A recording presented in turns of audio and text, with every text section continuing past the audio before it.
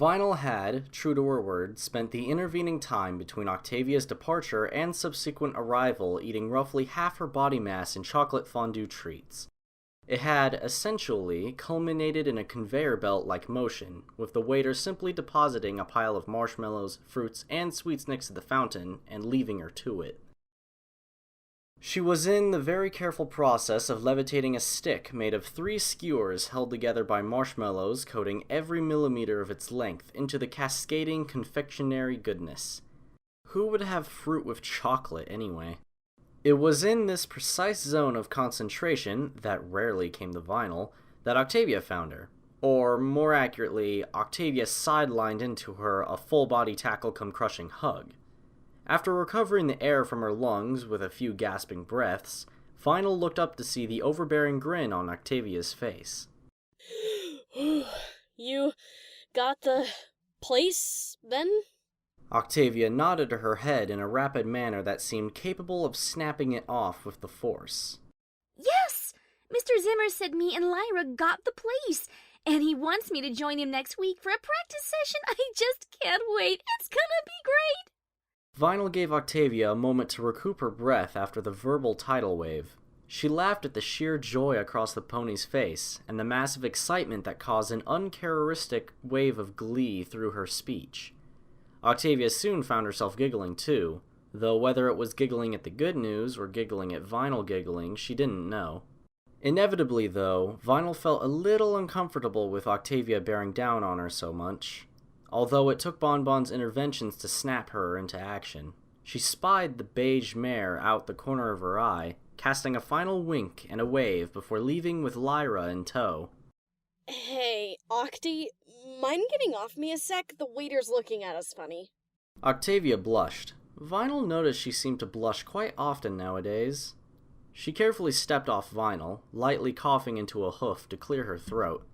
She waited for Vinyl to resettle on her hooves before tentatively trying the conversation again, this time without the glares from the waiter, who had begun to pat the chocolate stains from Vinyl's marshmallow log with irritated huffs.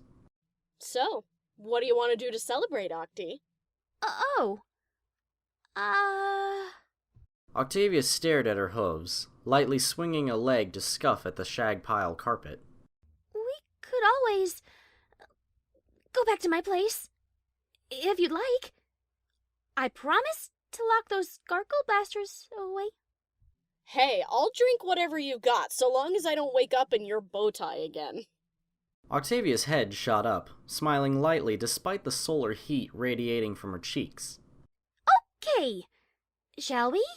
Vinyl reached out a bent foreleg, taking Octavia's and interlocking them. We shall, milady. Lead the way. Octavia almost snickered at the gentlemanly gesture before the pair trotted out the doorway. The waiter glanced up after them, ensuring they were gone. He sighed, lightly stroking his dark brown mane before procuring a small, metallic stick from a pocket in his uniform. He clamped the stick between his teeth, releasing a blue light and a buzzing noise from the tip as he set off on his mission. Allons-y!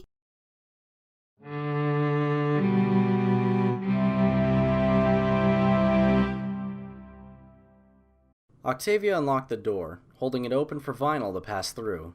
She followed suit, lightly closing the door behind her and showing her guest to the living room. The cello was placed on her favorite chair with extreme reverence, while she flung herself onto the couch next to Vinyl. The day had been thoroughly trying, to be fair. She noticed Vinyl's curious expression, eyeing the cello case from afar. It took a moment for her to pluck up the courage to ask the question, given what Bonbon had implied to her during the 15-minute set that had passed in a heartbeat for Vinyl. Hey, Octi. What song was it that you played at the audition, then? Octavia once more took up the habit of looking everywhere but at Vinyl. Oh, it was just a little piece I wrote. I just felt like writing something happy. I liked it. Octavia's face turned towards Vinyl with a soft smile.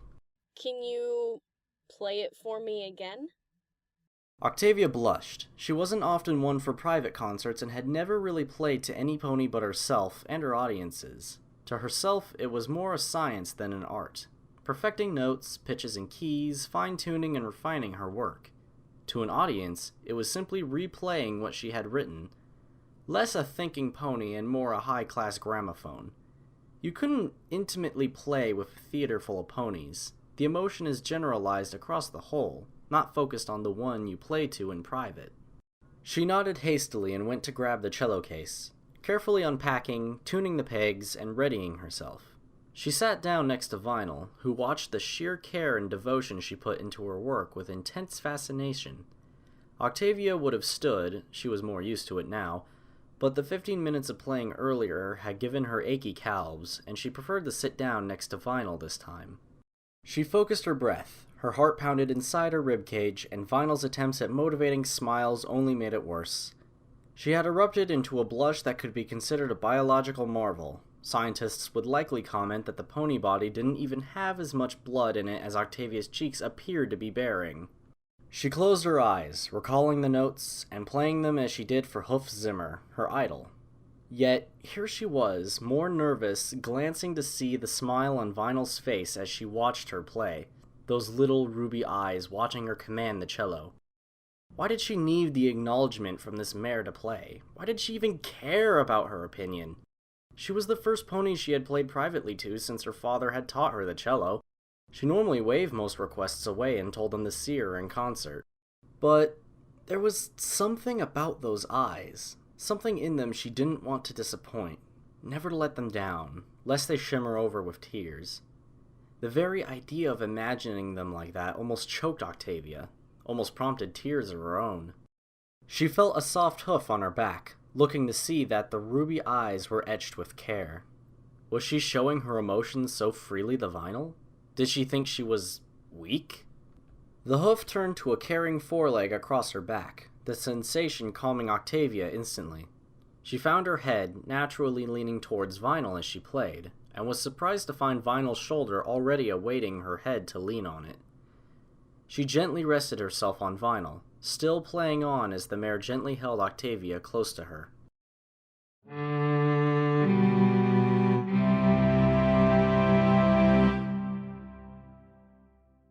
Vinyl barely breathed, hardly even dared to blink her eyes.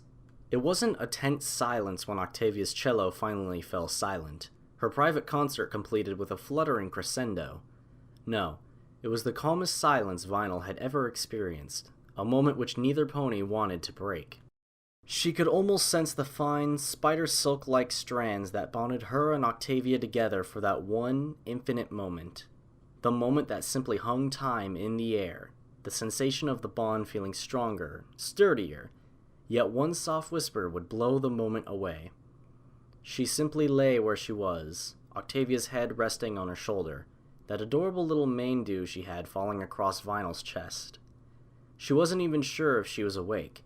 She seemed as peaceful as a pony in the deepest realms of sleep. However, Octavia was, in fact, of this waking world. She still felt detached from it, like Equestria was rushing past around them, while they experienced everything each second could offer them. Vinyl's heartbeat came thick and fast. She could feel it through her shoulder. She found herself sliding, resting her head on her chest for a close listen as Vinyl leaned back to accept her. The hoof that had lain comfortingly across her back now tussled with her mane, gently stroking it in a manner Octavia was almost embarrassed to admit she enjoyed. Almost. The heartbeat itself, only one instrument, 2 notes, ever repetitive, yet fuller and more vibrant than the grandest ensemble that even the royal court could offer her. She imagined the infinite complexity of the being she rested upon, only further complicating itself as she increased the microscopy of her imagination. The millions and trillions of tiny pieces, processes, and pulses that made up Vinyl Scratch. This machination of so much effort and detail. For what purpose? Octavia smiled, burying her head further into Vinyl's fuzzy coat. The hairs tickled her snout, causing it to wrinkle in a way Vinyl found adorable to watch. This prissy, cultured mare, reverting to a filly in her presence. Vinyl found it too enjoyable to even describe. There was something about Octavia when she got excited, or angry. The little cracks showed in her armor, and beneath it was a pony who Vinyl had more than liked getting to know. For her own part, Octavia finally realized all she had ignored, all she had forgotten. Vinyl's body was the epitome of art, a contrived effort of some divine entity to create something impossible, create something so complex that it gave pony scientists a headache. What purpose was there in art? It only exists to be marveled at, something to cast your adoration upon and one day hope that you can claim it as your own, to one day experience the art yourself. From Mozart to Beethoven to Mertis, none of them had ever tried to tell a story or change the world.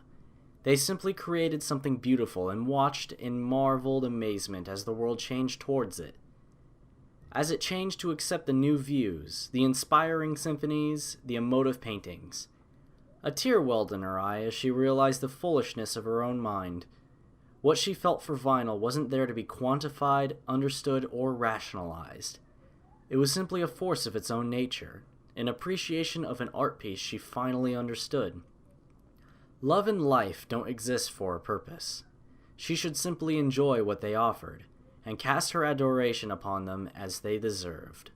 She felt a peace wash throughout her whole body as she finally understood.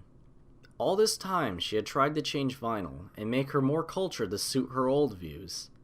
Maybe she, as the observant, simply needed to tilt her head and look at this pony in a new light.